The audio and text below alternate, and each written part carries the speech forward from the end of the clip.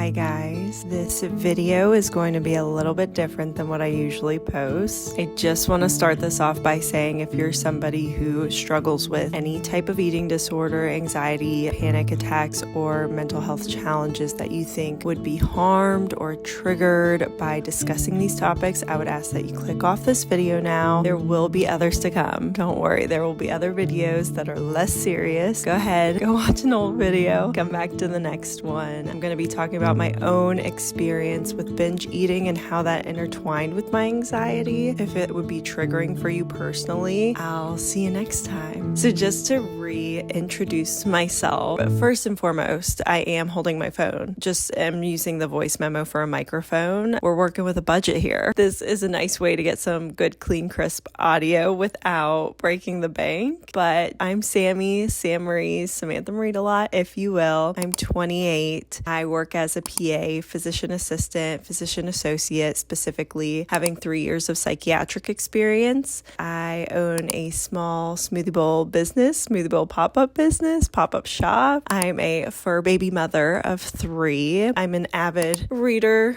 book lover, book collector. I'm married to my best friend who also co-owns La Bowls with me, the smoothie bowl pop-up. That is just a little bit about me. So there's that. I did decide to make this video today because I sort of had what you might call a relapse of binge eating due to some nervous, anxiety-inducing moments last night. And so because of that, I was like, why don't I kind of bring my own experience to the forefront, being that I have a professional view and that I've worked alongside therapists to address and to kind of help them through their eating disorder or anxiety, panic attacks, bipolar disorder, schizophrenia, whatever it is. So I have a professional experience, but I also have a personal experience. I do have some notes just so I don't forget anything that I did want to mention in this, because I do want to give this topic the care, the consideration that it does deserve. I've experienced anxiety and panic attacks since I was a young child. It's just, I was probably in second or third grade when I remember my first panic attack. So it's been something that I've learned to cope with over time, but I also got to deeply understand when I did go to school, and then when I did start practicing in psychiatry, and then when I did see my own therapist. So we know each other, me and anxiety, we know each other pretty well, but I never experienced any issues with food or eating disorders until a little bit later in life. The first year that I remember that ever being something coming up for me was in 2019. I don't know exactly what had to do with it. I would say this was my first time I had really comfortable access to food. I had a comfortable amount of money in my bank account. I was feeding myself. I was responsible for myself. I was working as a nurse's aide. So it was a time that I just had access to food. But I think if we're really going to talk about this, it's probably pretty important to define it. And if we're looking at the DSM-5, how we diagnose things, we define binge eating. It's a general lack of control over eating during a binge eating episode, but there's also different things that could or could not be happening. You feel very uncomfortably overfull after you have done this. You feel disgusted, embarrassed by it. You eat large amounts even though you might not have been hungry. These episodes often occur when you're by yourself because you do feel some sort of embarrassment surrounding it. You eat more rapidly than you normally would have consumed food, comparing to how you eat a regular meal versus when you're in a binge eating episode. It's much more rapid eating. And it's also not associated with any sort of other eating disorder behaviors, so like purging or avoidant, restrictive food intake, bulimia, anorexia. It's not associated with those. It's outside of those. Everybody's a little bit different. Things ebb and flow. That's where we are in the DSM-5. That's where we're living in right now. Again, 2019 was my big year for binge eating. Again, I was making my own money. I was comfortable with money. I could spend it, but I was also in a very stressful environment and time just in general in my life. I was working as a nurse's aide, which is a high stress, heavy lifting type of job, working night shifts, which also just isn't good for like regular routine, regular habits, regular eating habits. And at the same time as that, I had just graduated early. I graduated my undergrad in 3 years. So I kind of felt this, I was missing out on my senior year. I was missing out on senior year things. I was only 21 for one semester semester of college, gosh forbid. I just,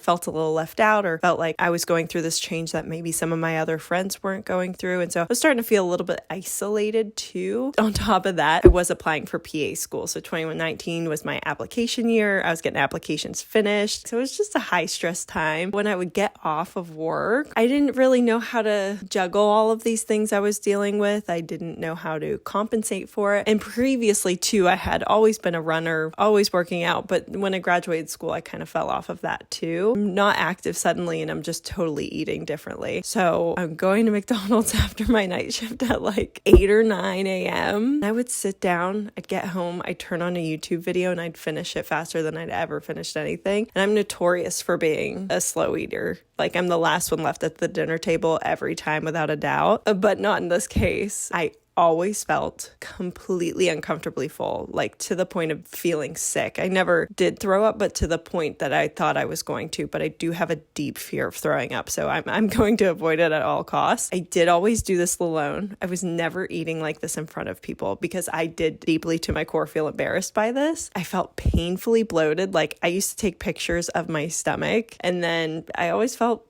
pretty gross about it, pretty embarrassed, pretty disgusted. I really, during this time of my life, I just did not like myself. I didn't like who I was becoming, but there was a temporary bliss, a temporary reprieve in that time where I was watching a 5 to 10 minute YouTube video and just chowing down. I felt a little bit of peace, but then, afterwards I didn't feel good. That's kind of what that time looked like for me. And I was really starting to pull myself back from people who loved me and people that I loved. I was just going into a shell. I was trying to retreat, but then I did get into PA school. I was very excited about that. And this is where things kind of shifted for me. I started shifting in the content creators that I was watching, people who were maybe triggering for me at the time, who, they're filming their McDonald's mukbangs or whatever. I started to avoid people like that, and I started to incorporate some new people. So that was a part of it. But I was also going to PA school, getting back into a forced routine. You have a very forced, strict routine when you go to school. And I was also living with a roommate, so we're in close quarters. There's not as much alone time anymore to have a binge episode. I was just getting more into a routine, seeing how other people were eating, and then again, finding content creators that did more so inspire me and make me feel better about myself, like Sarah's Day. I had watched her previously, but I kind of fell out of it, and then I got back into it. And then Gabby Cheyenne was a big one. She also spent a lot of time on her channel discussing her past with binge eating, and that's been something that she struggled with. And that was actually the first time that I ever heard somebody speak about it, use that term in a sentence. It was more common, at least at the time, to hear of bulimia and anorexia, and that was it. That's kind of all you thought about when it came to eating disorders. This is also prior to my medical experience and medical knowledge. So I had never heard of it before, so it was really cool to hear somebody speak about it, their experience, and relate to somebody, because I didn't know anybody personally either who had ever gone through anything like this before. With watching those two, I kind of started to develop a workout routine again. I would do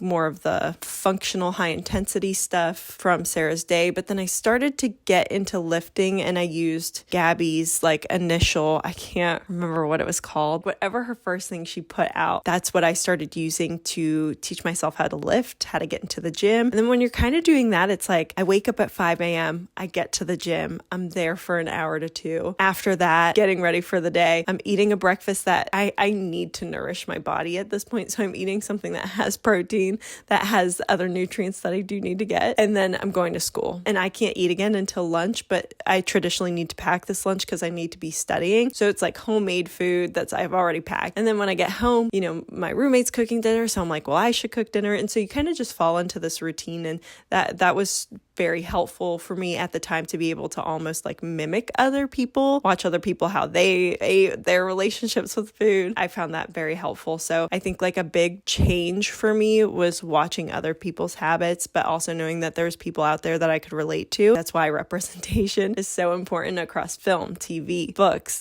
diversity amongst all of it, because it can really shift things for you in your life when you find somebody who you can connect with, whether that's in your personal life or it is is somebody you've never met in person. I don't know what a lot of that stuff would have looked like for me if I had never came across Gabby's page before. So yeah, that was like huge for me. But yeah, so after that, I really fell into a routine. There was rare instances where I was finding myself in a binging episode. And most often than not, I was finding if I was going to have a binge episode, it was going to be when a roommate was out of town because I'm finally alone. When I find myself alone, that's when that would also be a trigger for me, is there's less of a sense of embarrassment. I can do this alone. I can do this in my own privacy and binge out. So for me too, it was helpful to have a roommate. I don't remember too many like major episodes, and I did a pretty good job. I've had a pretty tough 2025. I did lose my mom this year. She did pass away from colon cancer, and that could have been a really triggering event, but thankfully I have a pretty good support system now. I didn't find myself in any sort of like a relapse, if you will. Strangely enough, I'm doing something very exciting right now. Our small business is called The Bowls. It's a pop-up smoothie bowl shop, but it will be hopefully much more in the future. We want to have a physical brick and mortar location. We are going to this event where we get to compete to win money for our business. We're going up against 3 other local businesses that we personally love and enjoy and go to. So it's actually tomorrow from when I'm filming it now. But last night we were really working on our speech, like fine-tuning things, what we want to talk about, saying things out loud, practicing out loud. I started getting nervous.